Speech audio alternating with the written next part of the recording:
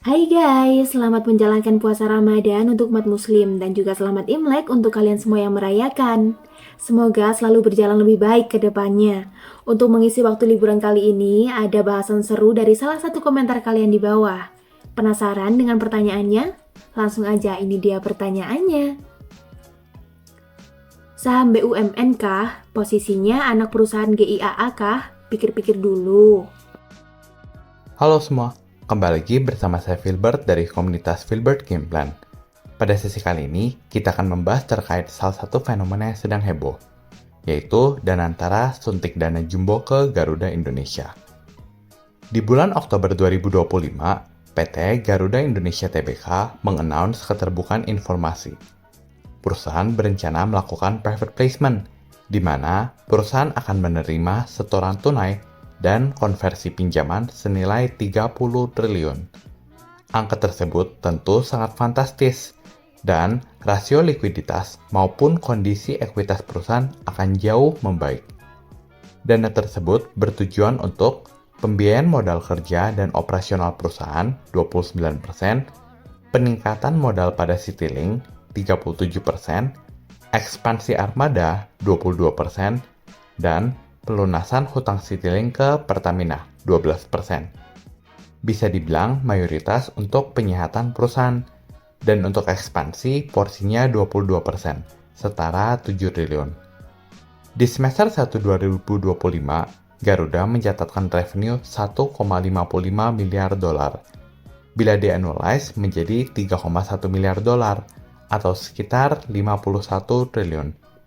Sebagai perbandingan, revenue perusahaan di 2024 sebesar 54 triliun, dan sebelum COVID di 64 triliun. Meskipun revenue sangat besar, tingginya beban operasional mengakibatkan perusahaan merugi secara operasional, dan sulit mencetak laba. Bagaimana dengan negara tetangga? Singapore Airlines sangat hebat dengan net profit margin 14%. Malaysia Airlines labanya sangat tipis dengan NPM 0,4%. Sedangkan Thai Airways mencatatkan net profit margin minus 14% di tahun 2024, alias merugi. Bisnis airlines merupakan bisnis yang sulit.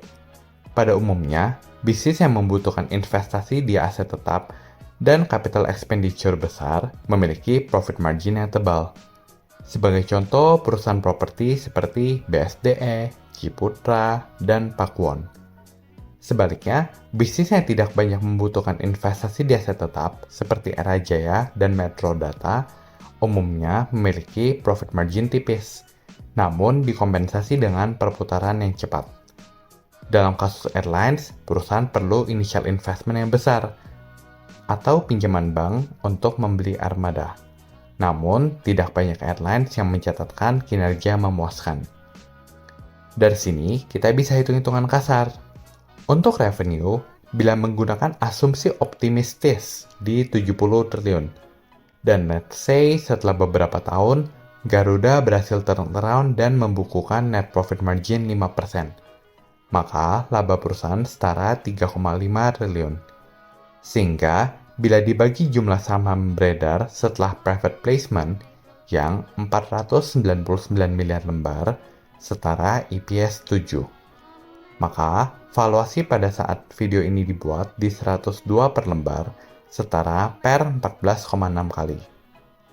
Apakah valuasi tersebut menarik atau tidak? Tentu kembali ke masing-masing investor.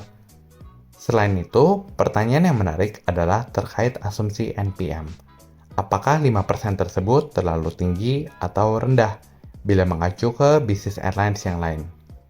Oke, sekian untuk video kali ini. Semoga bermanfaat and see you guys in the next video. Bye-bye.